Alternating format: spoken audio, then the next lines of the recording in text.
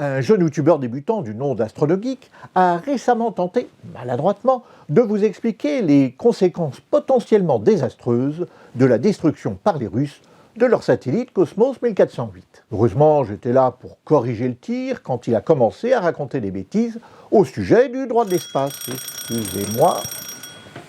Tu vas avoir des problèmes, toi, je te garantis que tu vas avoir des problèmes. Non mais oh, tu viens, tu squattes ma chaîne et puis en plus tu dis que je dis de la merde. Où en étais-je? Ah oui, le droit de l'espace. Tu ne vas pas me dire que les juristes ont aussi fait des lois pour tout ce qui se passe là-haut quand même? Si.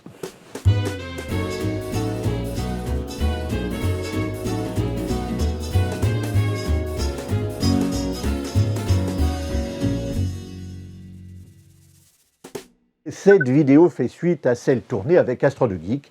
Si vous ne l'avez pas encore vue, mettez celle-ci en pause et allez la voir. Le lien est ici et en description.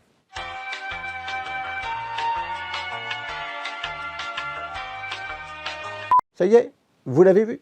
Alors continuons. La destruction volontaire de ce satellite par les Russes n'est pas hors du droit.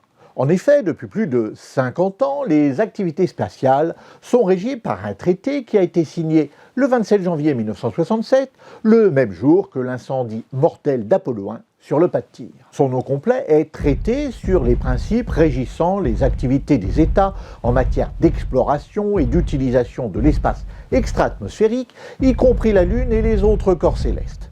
Mais bon, on va continuer à l'appeler par son petit nom, Traité de l'espace, ce sera plus simple. Ce traité est né en période de guerre froide et de course à l'espace entre les deux seules puissances de l'époque qui étaient capables d'envoyer des êtres humains là-haut, la Russie et les États-Unis. Le traité pose quelques grands principes de base, qui sont toujours actuels. La liberté spatiale, c'est-à-dire la liberté d'aller dans l'espace et de l'explorer, la non-appropriation nationale des autres planètes, la responsabilité internationale des États pour les activités spatiales, et enfin, l'usage pacifique de l'État. En fait, contrairement à ce que l'on pourrait croire, cette dernière clause a été signée par les États sans trop de difficultés, car les armes nucléaires qu'il était possible de placer sur orbite sont trop visibles et trop fragiles pour que ce soit militairement intéressant d'en faire usage. Les États signent donc sans réticence la clause d'usage pacifique de l'espace. En revanche, il en va tout différemment des satellites d'observation. C'est pourquoi ceux-ci ne sont pas interdits par le traité. C'est ce traité qui dit que l'espace commence à 100 km? Bonne question, élève Tricotine. Eh bien non. Contrairement à une légende tenace, aucun texte juridique ne définit précisément la limite entre l'atmosphère et l'espace. Et puisqu'il n'y a pas de définition juridique, c'est à la science qu'il revient de la définir. La Fédération aéronautique internationale considère bien que l'espace débute à 100 km au-dessus des niveaux de la mer, mais en pratique, c'est un peu plus compliqué que ça. À partir du moment où un objet reste satellisé à une certaine altitude, c'est l'espace. Ah, excusez-moi. Ouais, moi aussi je vais t'interrompre avant que tu dises de la merde. N'y pense même pas. Bon, alors c'est vrai qu'on fixe habituellement la limite entre atmosphère et espace à 100 km d'altitude. C'est ce qu'on appelle communément la ligne de Kármán ou limite de Kármán. Et en principe, ça s'écrit avec un accent aigu sur chaque A parce que ça fait référence au nom de Theodor von Kármán, le physicien hongro-américain qui fut le premier directeur du Jet Propulsion Laboratory et qui calcula l'altitude à partir de laquelle la portance devient trop faible pour être utilisée à des fins aéronautiques. Tout le monde n'est pas 100% d'accord sur l'altitude de la frontière entre atmosphère et espace. Les Américains aimeraient bien la mettre à 50 miles, ce qui correspond à peu près à 80 km. Ça fait un chiffre plus rond en miles et ça ferait de certains de leurs pilotes d'essai qui ont volé à plus de 80 km mais moins de 100 km d'altitude, des astronautes. Sans compter Richard Branson, le patron de Virgin Galactic, qui peut ainsi affirmer que son avion Spaceship Two va dans l'espace, alors qu'il ne dépasse pas les 100 km. En effet, il considère que pour utiliser une gouverne, il faut une pression dynamique d'une livre par pied carré. Or, au-dessus de 80 km, l'air n'est plus assez dense pour appuyer autant que ça sur la carlingue d'un appareil. Mais bon, en gros, tout le monde, sauf eux, est à peu près d'accord quand même pour situer la frontière entre atmosphère et espace à 100 km d'altitude. Enfin, sauf les scientifiques qui n'aiment pas l'arbitraire, il faut bien mettre une limite quelque part, mais dans les faits, l'atmosphère terrestre diminue en densité de manière continue, sans frontière nette, et elle est mesurable jusqu'à la Lune. Bien entendu, on parle là d'une densité ridicule à tout point de vue. Mais disons que si on cherche des gaz de l'atmosphère terrestre à ces altitudes-là, on en trouve. Mais ça viendrait à l'idée de personne de dire qu'à 300 000 km d'altitude, on est dans l'atmosphère terrestre. Bon, merci Arnaud.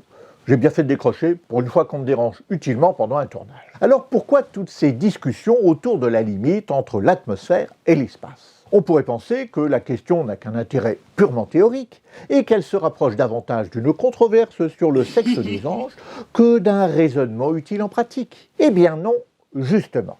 C'est parce que, au contraire, ça a en réalité une grande importance. En effet, l'atmosphère, c'est l'espace aérien. Or, celui-ci est de la souveraineté des États, c'est-à-dire que pour survoler un État, il faut absolument avoir son autorisation. A l'inverse, l'espace extra-atmosphérique étant libre d'utilisation, il n'y a aucune autorisation à demander à qui que ce soit pour le survoler depuis l'espace, et pour en profiter pour l'espionner par la même occasion. Russie et États-Unis ne se sont évidemment pas privés depuis le début de la conquête spatiale. Mais rappelez-vous tout à l'heure, AstronoGeek nous a dit que les États-Unis considéraient que l'espace extra-atmosphérique commençait seulement à partir de 80 km au-dessus de nos têtes. Ne serait-ce pas aussi pour permettre à leurs avions espions de survoler les territoires ennemis en toute impunité ? Je dis ça, je dis rien. Revenons maintenant à la destruction du satellite Cosmos 1408 par les Russes en novembre dernier. En quoi le traité de l'espace peut-il s'appliquer ? Eh bien, il pose le principe de la responsabilité internationale des États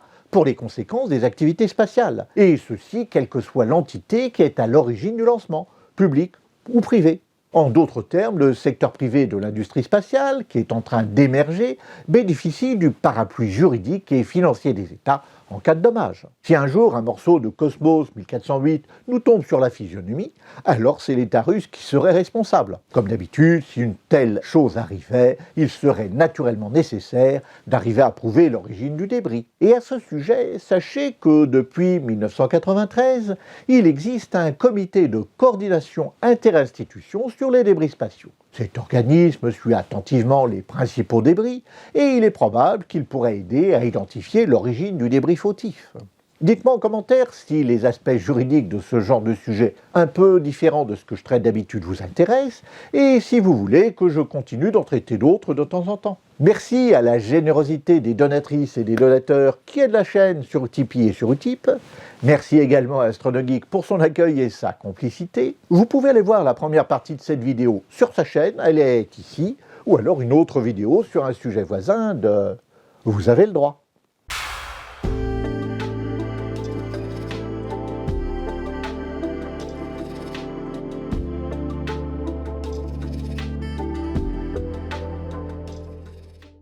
Bip.